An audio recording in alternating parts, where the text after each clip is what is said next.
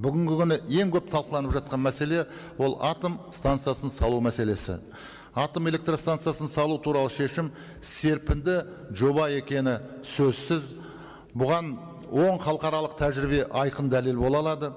Бірақ аталған мәселені түпкілікті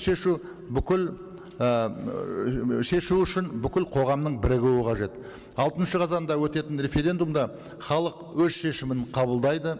Барлық депутат президенттің осы прагматикалық идеясын қолдап, жұртшылыққа дұрыс жеткізеді деп мен сенемін. Құрметті әріптестер, президенттің әр жолдауы ол алға деген сенімді ұмтылыс.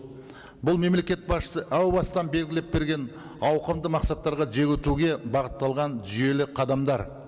Қасым-Жомарт Тоқаевтың экономикалық, саяси және идеологиялық салаларды үйлесімді реформалауға бағытталған стратегиялық бағдарлы дәйекті жүзеге асырылуда.